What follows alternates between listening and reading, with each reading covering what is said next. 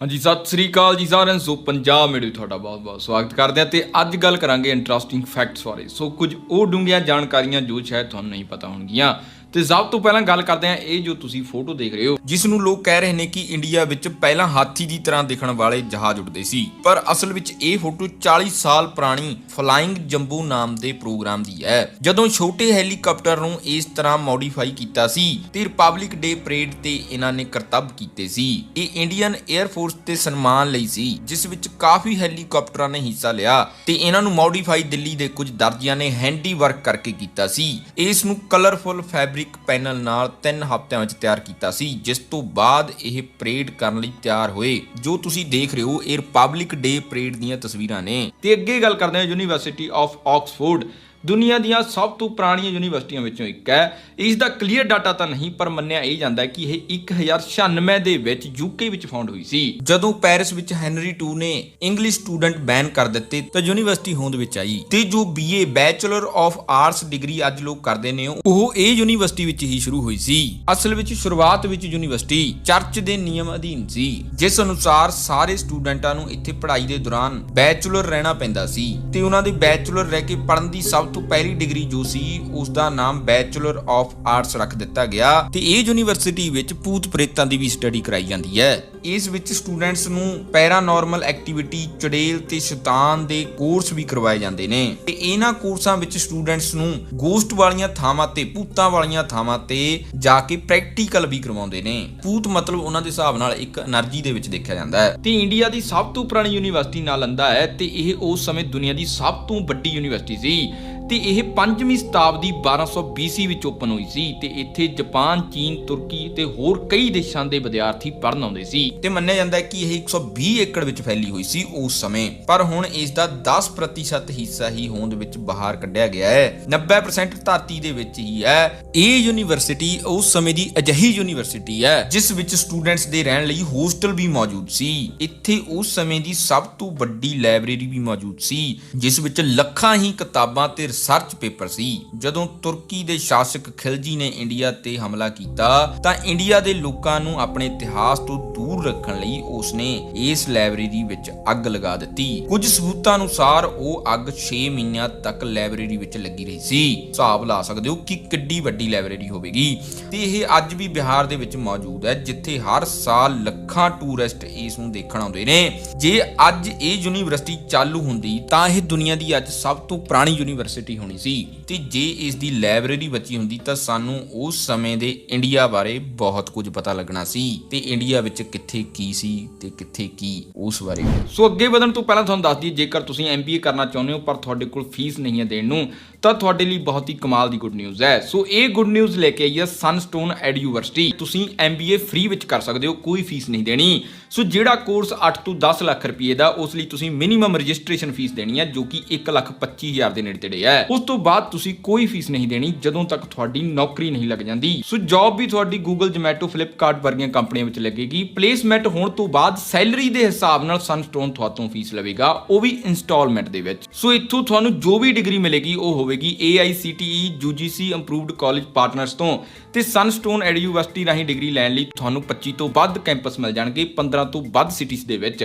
ਸੋ ਆਪਣੇ ਨੇੜਲੇ ਕਾਲਜ ਬਾਰੇ ਜਾਣਕਾਰੀ ਲੈਣ ਲਈ ਤੇ ਹੋਰ ਜ਼ਿਆਦਾ ਜਾਣਕਾਰੀ ਲੈਣ ਲਈ ਤੁਹਾਨੂੰ ਡਿਸਕ੍ਰਿਪਸ਼ਨ ਵਿੱਚ ਲਿੰਕ ਮਿਲ ਜਾਵੇਗਾ, ਉਸ ਰਾਹੀਂ ਤੁਸੀਂ ਚੈੱਕ ਕਰ ਸਕਦੇ ਹੋ। ਸੋ ਬਹੁਤ ਹੀ ਕਮਾਲ ਦੀ ਓਪਰਚੁਨਿਟੀ ਹੈ। ਤੇ ਅੱਗੇ ਗੱਲ ਕਰਦੇ ਹਾਂ ਦੁਨੀਆ ਦੇ 195 ਦੇਸ਼ਾਂ ਵਿੱਚੋਂ 193 ਦੇਸ਼ਾਂ ਵਿੱਚ ਕੋਕ ਕੋਲਡ ਡਰਿੰਕ ਵਿਕਦੀ ਹੈ ਤੇ ਪਸੰਦ ਵੀ ਕੀਤੀ ਜਾਂਦੀ ਹੈ। ਤੇ ਜੋ 2 ਦੇਸ਼ਾਂ ਵਿੱਚ ਕੋਕਾ ਕੋਲਾ ਨਹੀਂ ਵਿਕਦਾ ਉਹ ਨੇ ਨਾਰਥ ਕੋਰੀਆ ਤੇ ਕਿਊਬਾ।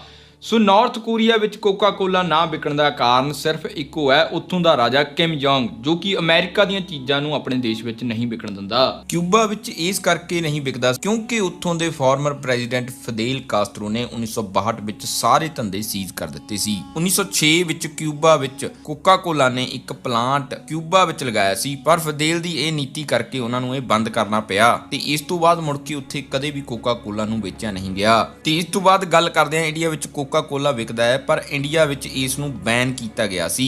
ਇਸ ਸਾਲ ਨਾਨ ਕਾਂਗਰਸ ਸਰਕਾਰ ਪਹਿਲੀ ਵਾਰ ਭਾਰਤ 'ਚ ਜਨਤਾ ਪਾਰਟੀ ਦੇ ਮੁਰਾਰਜੀ ਦੇਸਾਈ ਜੀ ਦੀ ਬਣੀ ਸੀ। ਸਰਕਾਰ ਨੇ ਰੂਲ ਲਿਆਂਦਾ ਸੀ ਕਿ ਜੋ ਮਲਟੀਨੈਸ਼ਨਲ ਕੰਪਨੀ ਇੰਡੀਆ ਵਿੱਚ ਬਿਜ਼ਨਸ ਕਰਨਾ ਚਾਹੁੰਦੀ ਹੈ ਉਸ ਨੂੰ ਇੰਡੀਆ ਦਾ ਪਾਰਟਨਰ ਆਪਣੇ ਨਾਲ ਜ਼ਰੂਰ ਜੋੜਨਾ ਪਵੇਗਾ ਤੇ ਉਸ ਨੂੰ 60% ਹਿੱਸੇਦਾਰੀ ਦੇਣੀ ਪਵੇਗੀ ਤੇ ਇਹਨਾਂ ਵਿੱਚ ਕੋਕਾ ਕੋਲਾ ਕੰਪਨੀ ਵੀ ਸੀ। ਇਸ ਨੂੰ ਇਹ ਗੱਲ ਪਸੰਦ ਨਹੀਂ ਆਈ, ਇਸ ਕਰਕੇ ਇਹਨਾਂ ਨੇ ਆਪਣੀਆਂ ਫੈਕਟਰੀਆਂ ਬੰਦ ਕਰ ਦਿੱਤੀਆਂ। ਇੰਡੀਆ ਵਿੱਚ ਕੋਕਾ ਕੋਲਾ ਬੰਦ ਹੋ ਗਿਆ, ਜਿਸ ਤੋਂ ਬਾਅਦ ਸਰਕਾਰ ਨੇ ਸੋਚਿਆ ਕਿ ਕਿਉਂ ਨਾ ਇੰਨੀ ਵੱਡੀ ਮਾਰਕੀਟ ਨੂੰ ਅਸੀਂ ਕੈਪਚਰ ਕਰ ਲਈਏ।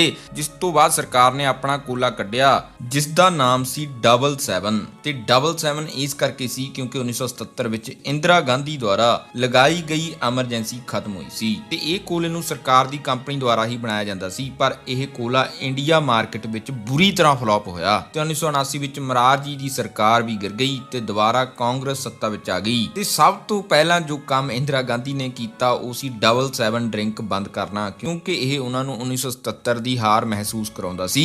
ਜਿਸ ਤੋਂ ਬਾਅਦ 1993 ਵਿੱਚ ਪੀਵੀ ਨਰਸਿਮਹਾ ਰਾਓ ਦੀ ਸਰਕਾਰ ਦੌਰਾਨ ਦੁਬਾਰਾ ਤੋਂ ਕੋਕਾ ਕੋਲਾ ਇੰਡੀਆ ਵਿੱਚ ਲਿਆਂਦਾ ਗਿਆ। ਉਸ ਤੋਂ ਬਾਅਦ ਅੱਜ ਤੱਕ ਕੋਕਾ ਕੋਲਾ ਇੰਡੀਆ ਵਿੱਚ ਰਾਜ ਕਰ ਰਿਹਾ ਹੈ ਤੇ ਤੁਹਾਨੂੰ ਦੱਸ ਦਈਏ ਕਿ 1977 ਦੇ ਸਮੇਂ ਇੰਡੀਆ ਦੀ ਪਾਪੂਲੇਸ਼ਨ 63 ਕਰੋੜ ਸੀ, ਜਿਸ ਵਿੱਚੋਂ ਸਿਰਫ 10% ਕੋਲ ਸਾਫ਼ ਪਾਣੀ ਦੀ ਐਕਸੈਸ ਸੀ ਤੇ 90% ਕੋਲ ਕੋਕਾ ਕੋਲਾ ਦੀ ਐਕਸੈਸ। ਤੇ ਇਸ ਤੋਂ ਪਤਾ ਲੱਗਦਾ ਹੈ ਕਿ ਕੋਕਾ ਕੋਲਾ ਨੇ ਕਿੰਨਾ ਪੈਸਾ ਉਸ ਸਮੇਂ ਕਮਾਇਆ ਹੋਵੇਗਾ। ਤੇ ਅੱਗੇ ਗੱਲ ਕਰਦੇ ਹਾਂ, ਜਿਵੇਂ ਸਾਨੂੰ ਪਤਾ ਹੈ ਕਿ ਐਂਬੂਲੈਂਸ ਸਾਡੀ ਜਾਨ ਬਚਾਉਣ ਲਈ ਹਰ ਸਮੇਂ ਤਿਆਰ ਰਹਿੰਦੀ ਹੈ। 1909 ਵਿੱਚ ਦੁਨੀਆ ਦੀ ਪਹਿਲੀ ਐਂਬੂਲੈਂਸ ਦਾ ਕਨਸੈਪਟ ਕੈਨੇਡਾ ਦੇ ਵੈਂਕੂਵਰ ਵਿੱਚ ਸਾਹਮਣੇ ਰੱਖਿਆ ਗਿਆ ਸੀ, ਮਤਲਬ ਅਜਿਹੀ ਸੇਵਾ ਜੋ ਜ਼ਖਮੀਆਂ ਨੂੰ ਹਸਪੀਟਲ ਤੱਕ ਪਹੁੰਚਾਵੇ। ਪਰ ਇਸ ਤੋਂ ਪਹਿਲਾਂ ਵੀ ਇਦਾਂ ਦੀ ਕਨਸੈਪਟ ਹੈ ਸੀ, ਪਰ ਉਹ ਬਿਨਾਂ ਇੰਜਣ ਤੋਂ ਸੀ।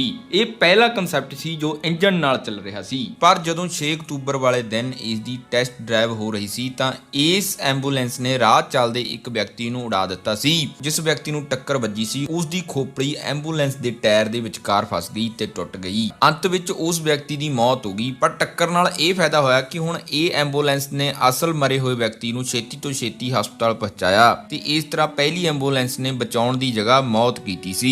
ਤੇ ਤੁਹਾਨੂੰ ਦੱਸ ਦਈਏ ਕਿ ਇਹ ਪਹਿਲੀ ਐਂਬੂਲੈਂਸ ਸੀ ਜੋ ਇੰਜਣ ਨਾਲ ਚੱਲੀ ਸੀ। ਇਸ ਤੋਂ ਪਹਿਲਾਂ ਵਾਲੀਆਂ ਪੈਡਲ ਮਾਰ ਕੇ ਚਲਾਈਆਂ ਜਾਂਦੀਆਂ ਸੀ। ਤੇ ਅੱਗੇ ਗੱਲ ਕਰਦੇ ਹਾਂ ਸ਼ਿਵਕਲੀ ਦੀ ਪੂੰਛ ਬਾਰੇ। ਸਾਨੂੰ ਸਭ ਨੂੰ ਪਤਾ ਹੈ ਕਿ ਜੇ ਉਸ ਦੇ ਪਿੱਛੇ ਤੋਂ ਹਮਲਾ ਹੋ ਜਾਵੇ ਤਾਂ ਉਹ ਆਪਣੀ ਪੂੰਛ ਤੋੜ ਲੈਂਦੀ ਹੈ। ਉਸ ਦੀ ਪੂੰਛ ਦੁਬਾਰਾ ਤੋਂ ਪੂਰੀ ਤਰ੍ਹਾਂ ਆ ਜਾਂਦੀ ਹੈ ਤੇ ਇਸ ਦੀ ਪੂੰਛ ਵਿੱਚ ਕੁਝ ਸੈਲਫ ਰਿਪੇਅਰ ਸੈੱਲ ਹੁੰਦੇ ਨੇ ਜੋ ਇਸ ਦੀ ਪੂੰਛ ਰਿਪੇਅਰ ਕਰਦੇ ਨੇ। ਇਸੇ ਤਰ੍ਹਾਂ ਮਿਲਦਾ ਜੁਲਦਾ ਅੰਗ ਇਨਸਾਨਾਂ ਦੇ ਸਰੀਰ ਵਿੱਚ ਵੀ ਹੁੰਦਾ ਹੈ, ਜਿਸ ਬਾਰੇ ਬਹੁਤ ਘੱਟ ਲੋਕਾਂ ਨੂੰ ਪਤਾ ਹੋਵੇਗਾ। ਇਹ ਨੌ ਜਾਂ ਬਾਲ ਨਹੀਂ, ਅਸਲ ਵਿੱਚ ਇਨਸਾਨੀ ਸਰੀਰ ਵਿੱਚ ਲੀਵਰ ਇੱਕ ਅਜਿਹਾ ਅੰਗ ਹੈ ਜੋ ਖੁਦ ਨੂੰ ਰੀਜਨਰੇਟ ਕਰ ਲੈਂਦਾ ਹੈ, ਮਤਲਬ ਦੁਬਾਰਾ ਤੋਂ ਬਣ ਜਾਂਦਾ ਹੈ। ਬੰਦੇ ਦੇ ਲੀਵਰ ਦਾ ਸਾਈਜ਼ 10.5 ਸੈਂਟੀਮੀਟਰ ਤੇ ਔਰਤ ਦੇ ਲੀਵਰ ਦਾ ਸਾਈਜ਼ 7 ਸੈਂਟੀਮੀਟਰ ਹੁੰਦਾ ਹੈ। ਜੇਕਰ ਇਸ ਦਾ ਇੱਕ ਹਿੱਸਾ ਖਰਾਬ ਹੋ ਜਾਵੇ ਤਾਂ ਇਸ ਨੂੰ ਆਪਰੇਸ਼ਨ ਕਰਕੇ ਕੱਢ ਦਿੱਤਾ ਜਾਂਦਾ ਹੈ, ਪਰ ਬਾਕੀ ਬਚਿਆ ਲੀਵਰ ਕੁਝ ਸਮੇਂ ਬਾਅਦ ਪਹਿਲਾਂ ਜਿੰਨਾ ਹੀ ਬਣ ਜਾਂਦਾ ਹੈ ਤੇ ਇਹ ਪ੍ਰੋਸੈਸ ਨੂੰ ਕਈ ਵਾਰੀ 6 ਮਹੀਨੇ ਵੀ ਲੱਗ ਜਾਂਦੇ ਨੇ ਤੇ ਕਈ ਵਾਰੀ ਸਾਲ ਵੀ।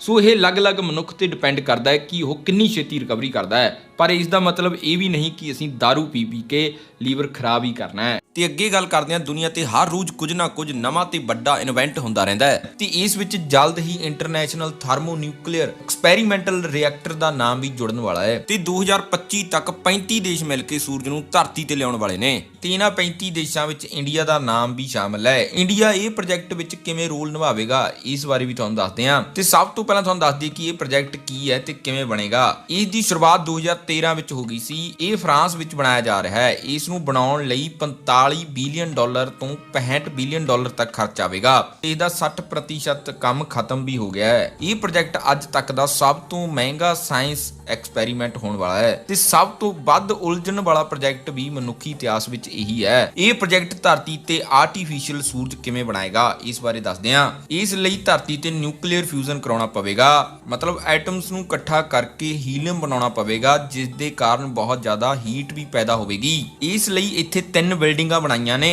ਤੇ ਵਿਚਕਾਰ ਵਾਲੀ ਬਿਲਡਿੰਗ ਦੇ ਵਿੱਚ ਮੈਗਨੇਟਿਕ ਰਿਐਕਟਰ ਚੈਂਬਰ ਹੋਵੇਗਾ, ਜਿਸ ਵਿੱਚ ਹਾਈਡਰੋਜਨ ਐਟਮਸ ਰੱਖੇ ਜਾਣਗੇ ਜਿਨ੍ਹਾਂ ਨੂੰ 180 ਮਿਲੀਅਨ ਡਿਗਰੀ ਤੱਕ ਗਰਮ ਕਰਨਾ ਪਵੇਗਾ ਤੇ ਉਸ ਨੂੰ ਪਲਾਜ਼ਮਾ ਵਿੱਚ ਬਦਲ ਕੇ ਜੋ એનર્ਜੀ ਬਣੇਗੀ ਉਹ ਸਾਡੇ ਤੱਕ ਪਹੁੰਚੇਗੀ। ਇਹ ਪ੍ਰੋਸੈਸ ਵਿੱਚ ਕਾਰਬਨ ਨਹੀਂ ਬਣੇਗਾ, ਜੋ ਕਿ ਚੰਗੀ ਗੱਲ ਹੈ ਤੇ ਇਹੀ ਪ੍ਰੋਸੈਸ ਸਾਡੇ ਸੂਰਜ ਵਿੱਚ ਵੀ ਹੁੰਦਾ ਹੈ ਜਦੋਂ ਦਾ ਉਹ ਬਣਿਆ ਹੈ। ਇਹ ਰਿਐਕਟਰ ਵਿੱਚ ਨਿਊਕਲੀਅਰ ਰੇਡੀਏਸ਼ਨ ਨਿਕਲਣਗੇ, ਜਿਨ੍ਹਾਂ ਤੋਂ ਬਚਣ ਲਈ 3 ਮੋਟੀਆਂ ਸੀਮੈਂਟ ਦੀਆਂ ਦੀਵਾਰਾਂ ਬਣਾਈਆਂ ਨੇ ਜੋ ਕਿ ਉਹ ਚੈਂਬਰ ਨੂੰ ਕਵਰ ਕਰਨਗੀਆਂ ਤੇ ਇਹਨਾਂ ਦੀਵਾਰਾਂ ਨੂੰ ਬਣਾਉਣ ਦਾ ਕੰਟਰੈਕਟ ਇੰਡੀਆ ਨੂੰ ਦਿੱਤਾ ਗਿਆ ਹੈ ਤੇ ਇਸ ਤਰ੍ਹਾਂ ਇੰਡੀਆ ਦਾ ਇਸ ਪ੍ਰੋਜੈਕਟ ਵਿੱਚ ਰੋਲ ਹੋਵੇਗਾ। ਜੇ ਸਭ ਕੁਝ ਸਹੀ ਰਿਹਾ ਤਾਂ 2025 ਤੱਕ ਸਾਡੇ ਕੋਲ ਆਰਟੀਫੀਸ਼ੀਅਲ ਸੂਰਜ ਹੋਵੇਗਾ ਜੋ 2400 ਘੰਟੇ ਸਾਨੂੰ એનર્ਜੀ ਦੇਵੇਗਾ ਤੇ ਇਸ ਤਰ੍ਹਾਂ ਸਾਨੂੰ ਫਿਊਚਰ ਵਿੱਚ ਫ੍ਰੀ એનર્ਜੀ ਵੀ ਮਿਲ ਸਕਦੀ ਹੈ। ਤੇ ਇਸ ਤੋਂ ਇਹ ਵੀ ਪਤਾ ਲੱਗਦਾ ਹੈ ਕਿ ਸਾਡੇ ਇੰਡੀਆ ਦੇ ਵਿੱਚ ਵੀ ਬਹੁਤ ਸਕਿੱਲ ਵਾਲੇ ਲੋਕ ਨੇ, ਬਹੁਤ ਦਿਮਾਗ ਵਾਲੇ ਲੋਕ ਨੇ, ਪਰ ਉਹਨਾਂ ਦਾ ਫਾਇਦਾ ਇੰਡੀਆ ਵਿੱਚ ਨਹੀਂ ਲਿਆ ਜਾ ਰਿਹਾ, ਉਹਨਾਂ ਦਾ ਫਾਇਦਾ ਬਾਹਰਲੇ ਲੋਕ ਲੈ ਰਹੇ ਨੇ। ਤੇ ਸਨਸਟੋਨ ਯੂਨੀਵਰਸਿਟੀ ਰਾਹੀਂ ਡਿਗਰੀ ਲੈਣ ਲਈ ਤੁਹਾਨੂੰ 25 ਤੋਂ ਵੱਧ ਕੈਂਪਸ ਮਿਲ ਜਾਣਗੇ 15 ਤੋਂ ਵੱਧ ਸਿਟੀਜ਼ ਦੇ ਵਿੱਚ।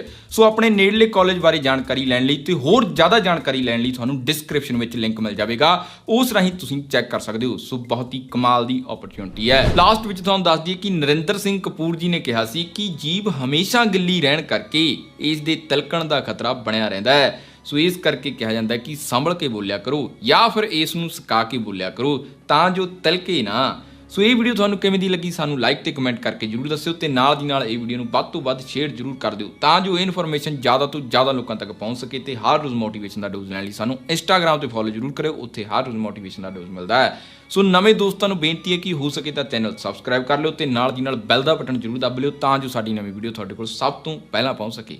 ਥੈਂਕ ਯੂ, ਧੰਨਵਾਦ।